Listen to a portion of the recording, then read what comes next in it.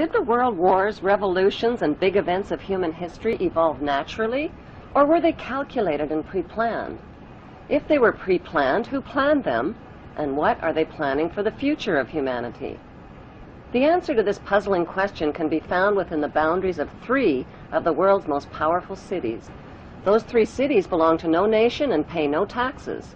They are Washington's District of Columbia, which is not part of the city of Washington or of the United States, the inner city of London, which is not part of London or England, and Vatican City, which is not part of Rome or Italy. These cities, called city-states, have their own independent flag, their own separate laws, and their own separate identity.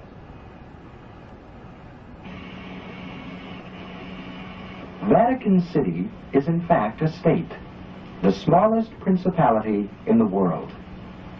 It lies on the banks of the Tiber, completely surrounded by the city of Rome. Its status as a separate state emerged from the Lateran Agreements of February 1929. It has its own newspaper, postal service, radio and television station, its own flag, and a population of about 1,000. The Vatican also has its own army of Swiss guards, and it even has its own prison.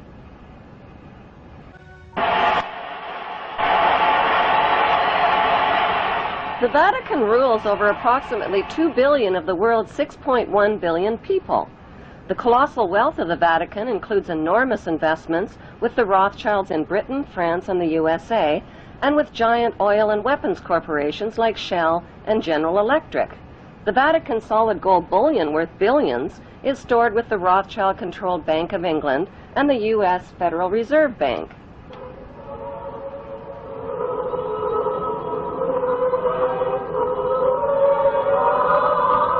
The Catholic Church is the biggest financial power, wealth accumulator, and property owner in existence, possessing more material wealth than any bank, corporation, giant trust, or government anywhere on the globe. The Pope, who is the visible ruler of this colossal global wealth, is one of the richest men on earth.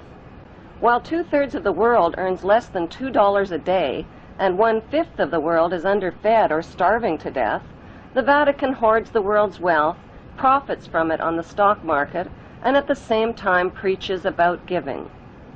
How did the Pope and Vatican accumulate all that wealth over the millennium? One method was to put a price tag on sin. Many bishops and popes actively marketed guilt, sin, and fear for profit by selling indulgences. Worshippers were encouraged to prepay for sins they hadn't yet committed and get pardoned ahead of time. Those who didn't pay up risked eternal damnation in Satan's oven. Pope Leo X rebuilt St. Peter's Basilica, selling tickets out of hell and tickets to heaven. During the Dark Ages, the Catholic Church not only hoarded the wealth they collected from the poor, but hoarded knowledge. They kept the masses ignorant and in the dark by denying them a basic education. During World War II, the Vatican was criticized for supporting Hitler and his Nazi regime. To this day, the Vatican is still under investigation for plundering Nazi gold from the Swiss bank accounts of Jewish Holocaust victims. Over the past 5 decades, more than 1,500 priests and bishops have been identified in the sexual assault of tens of thousands of boys and girls in their trusting congregations and orphanages. Why is this filthy rich institution preaching spiritual values of poverty and chastity while cardinals, bishops, and priests cover up their crimes of sexual abuse?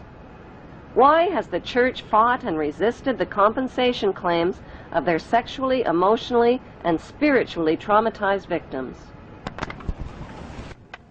Like Vatican City, London's inner city is also a privately owned corporation or city-state, located right smack in the heart of Greater London. It became a sovereign state in 1694 when King William III of Orange privatized and turned the Bank of England over to the bankers. By 1812, Nathan Rothschild crashed the English stock market and scammed control of the Bank of England.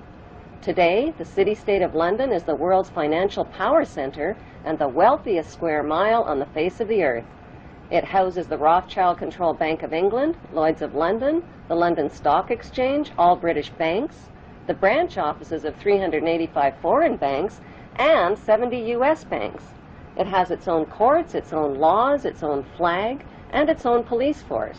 It's not part of Greater London or England or the British Commonwealth and pays no taxes.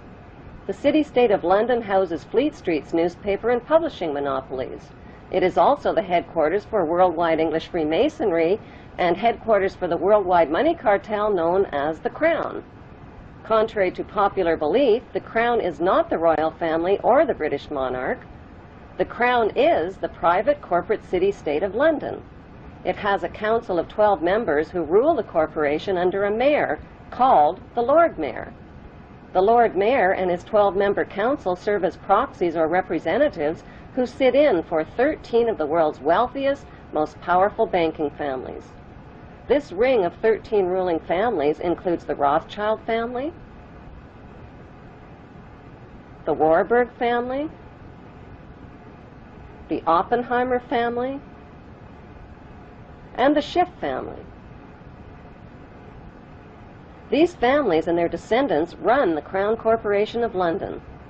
The Crown Corporation holds the title to worldwide Crown land in Crown colonies like Canada, Australia, and New Zealand. The British Parliament and the British Prime Minister serve as a public front for the hidden power of these ruling Crown families. Like the city-state of London and the Vatican, a third city-state was officially created in 1982. That city-state is called the District of Columbia and is located on 10 square miles of land in the heart of Washington.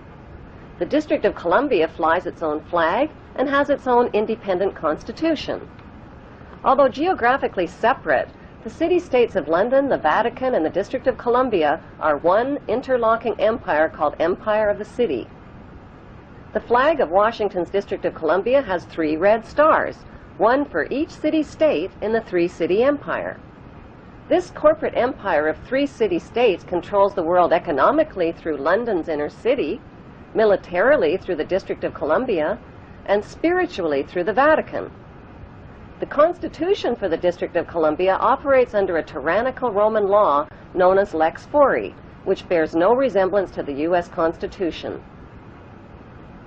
When Congress passed the Act of 1871, it created a separate corporate government for the District of Columbia.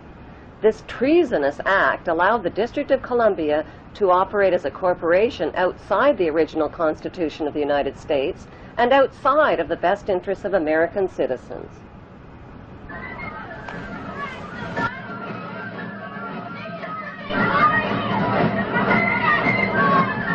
A sobering study of the signed treaties and charters between Britain and the United States exposes a shocking truth.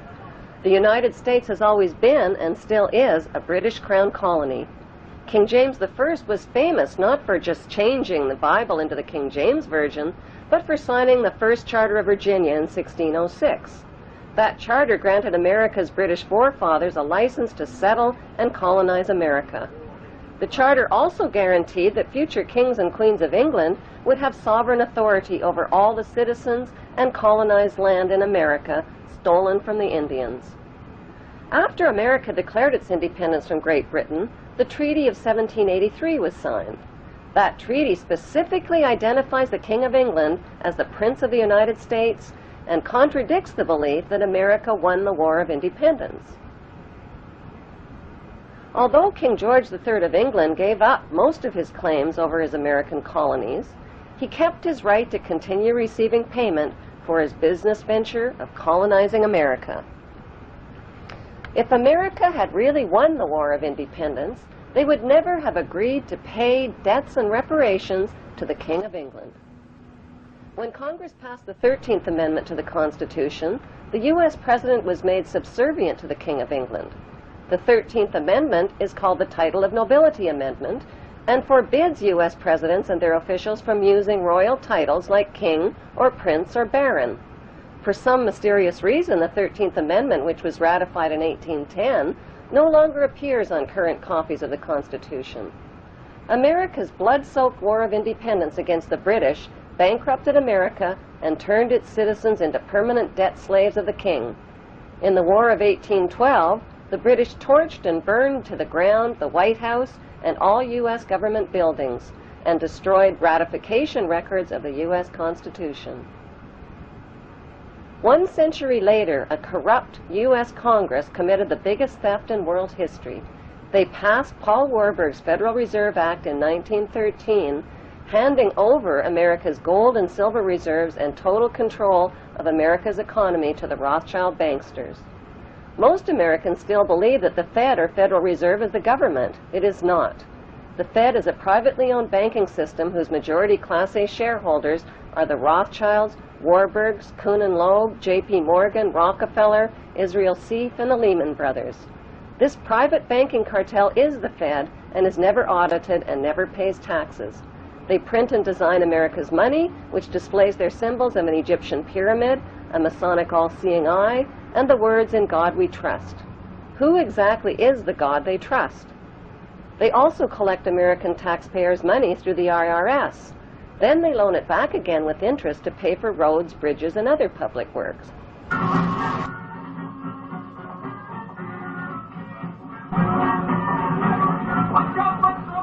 American presidents are handpicked and financed by these special interest power groups.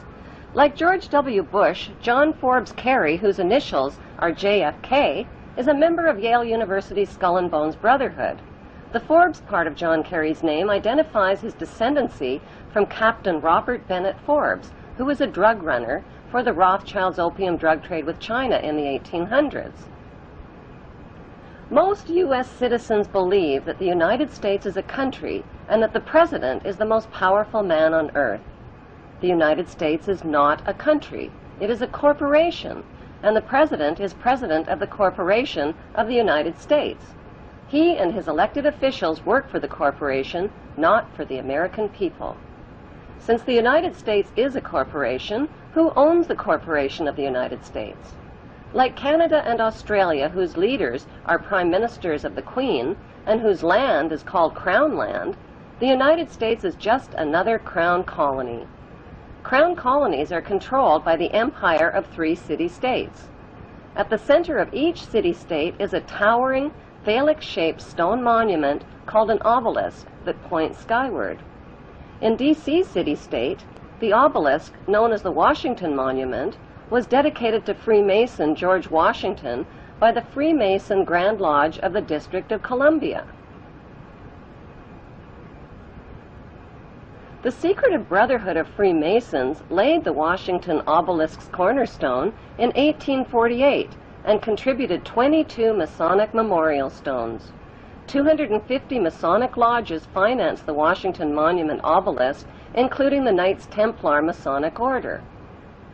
At the heart of London city-state is a 187-ton, 69-foot-tall Egyptian obelisk called Cleopatra's Needle. It was transported from Egypt and erected on the banks of the River Thames. In Vatican City, another Egyptian obelisk towers high above St. Peter's Square.